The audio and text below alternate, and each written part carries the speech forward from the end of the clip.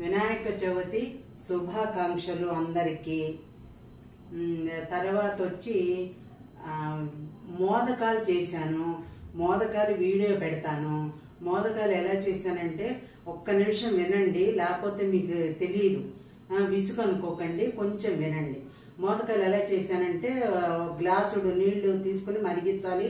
అందులో కొంచెం ఉప్పు, కొంచెం పంచదార వేసేసి గ్లాసుడు బియ్యం పిండి పోయాలి.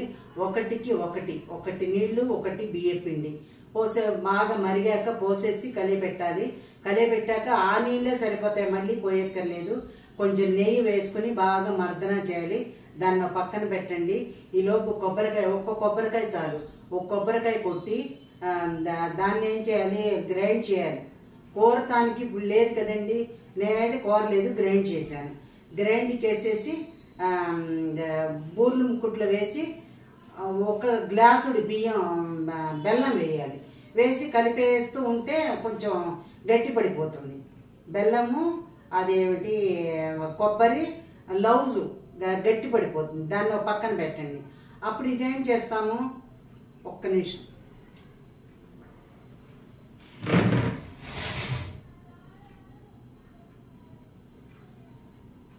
ఇగోండి, ఇది మోదకాల మిషన్ అంటారు దీన్ని. ఇది తీసేసి పక్కన పెట్టేసుకుని ఇలా తీయాలి. నేను వీడియోలో చూపించాను, అయినా మీకు చూపిద్దామని. ఇలా తీసి ఇందులో ఉండ పెట్టేసేసి ఇలా అనేసి కొంచెం ఇలా అనేసి మూత పెట్టి ఇట్లా నొక్కేసేయాలి. నొక్కేసి ఇందులో నుంచి ఈ పక్కలకి తట్టాలి. ఆ పిండి అంతా ఈ పక్కలకి తట్టాలి. మధ్యలో హోల్ వస్తుంది కదా, దాన్ని ఏం చేయాలి, కొబ్బరి లౌజ్ ఉంది కదా, అది అందులో పెట్టేసి ఇలా లోపలికి నొక్కేసి పైన ఇంకొక చిన్న బిళ్ళలాగా తీసుకుని దీనికి అతికిచ్చేయాలి. అతికిచ్చేసి అన్నీ అలా పెట్టేసుకోండి. పెట్టేసుకున్నాక ఒక ఇడ్లీ పాత్రలోకి దాని మీద పట్టే చిల్లులు గిన్నె ఉంటుంది. ఇడ్లీ పాత్రలో నీళ్ళు పోసి ఆ చిల్లుల గిన్నెలోనేమో ఇవి వేసేసి నూనె రాయాలి, అదే నెయ్యి రాయాలి. ఆ చిల్లుల గిన్నెకి నెయ్యి రాసి ఒక్కోటి పెట్టేసేయండి. దాని నిండా పెట్టేసి ఇడ్లీ పాత్ర మూతే పెట్టేసేయండి. నేనైతే అలాగే పెట్టాను. పెట్టేస్తే ఒక 20 minutes ఉడకాలి. అవి మెత్తపడితే తీసేసుకుని పెట్టేసుకోవడమే. అది ఇలా చేశాను నిన్న. మోదకాలు అంటారు వీటిని. తర్వాత వచ్చేసి ఉండ్రాళ్ళు చేయాలి. అది అయిపోయింది. మోదకాలు వీడియో పెడతాను, అది అయిపోతుంది.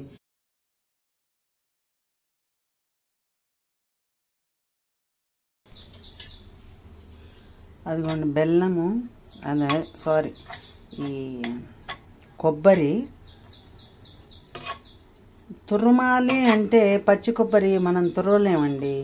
ఆ ముక్కలన్నీ చేతులు పోతాయి. నేనైతే గ్రైండ్ చేశాను. ఇదిగోండి మోదకాలకి స్టఫింగ్ అన్నమాట, లోపల స్టఫింగ్. అదో గ్లాసుడు, ఇంచుమించుగా గ్లాసుడు ఉంటుంది. గ్లాసుడు బెల్లం పోసేసి అదే వేపాలి, బాగా వేపాలి. స్లోగా పెట్టుకుని మరీ హైలో పెట్టుకోకుండా వేయించాలి. ఇదేంటంటే బెల్లం కరిగే వరకు వేయించితే చల్లారాక ముద్ద అయిపోతుంది.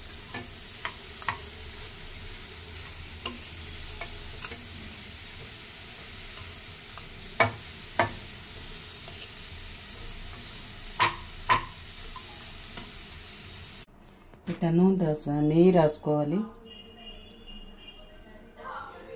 ఈ పిండిని ఇందులో పెట్టాలి.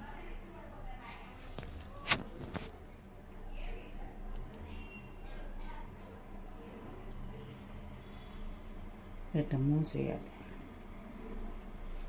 మూసేసి దీన్ని మధ్యలోకి ఇట్లా నొక్కాలి.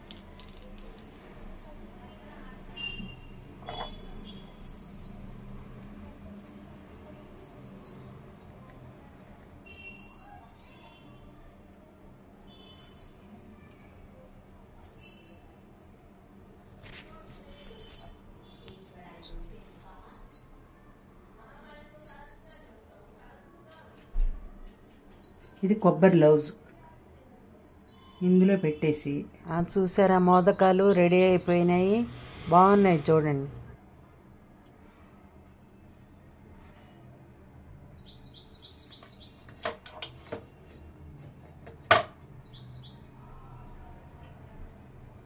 ఆ పిండితో దాన్ని మూసేయాలి.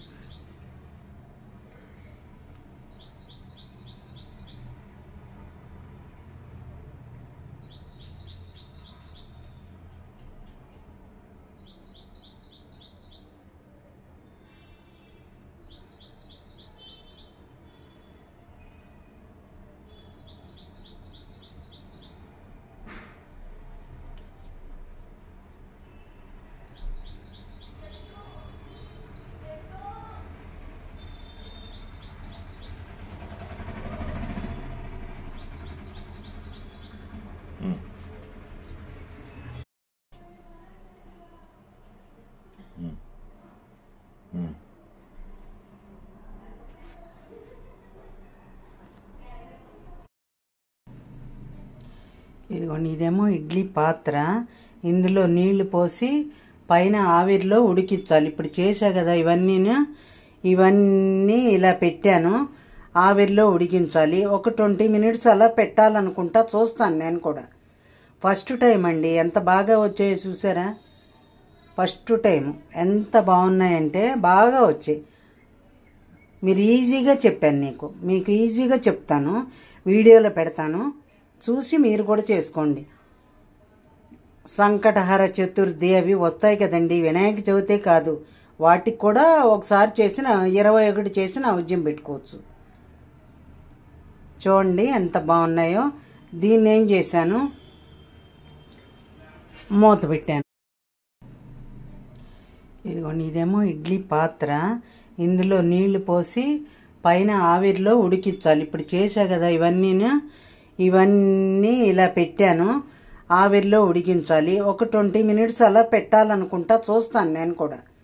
ఫస్ట్ టైం అండి, ఎంత బాగా వచ్చాయో చూసారా. ఫస్ట్ టైం ఎంత బాగున్నాయంటే బాగా వచ్చాయి. మీరు ఈజీగా చెప్పాను, మీకు ఈజీగా చెప్తాను, వీడియోలో పెడతాను, చూసి మీరు కూడా చేసుకోండి. సంకటహర చతుర్థి అవి వస్తాయి కదండి, వినాయక చవితే కాదు, వాటికి కూడా ఒకసారి చేసిన 21 చేసిన నైవేద్యం పెట్టుకోవచ్చు. చూడండి ఎంత బాగున్నాయో. దీన్ని ఏం చేశాను, మూత పెట్టాను. ఇలా జాగ్రత్తగా మూత పెట్టేశాను. ఈ మరీ హైలో కాకుండా మరీ స్లోలో కాకుండా పెట్టాను. ఉడికాక మళ్ళీ చూపిస్తాను. నచ్చితే లైక్ చేయండి, కామెంట్ చేయండి, సబ్స్క్రైబ్ చేసుకోండి. చివరి వరకు వీడియో చూడండి.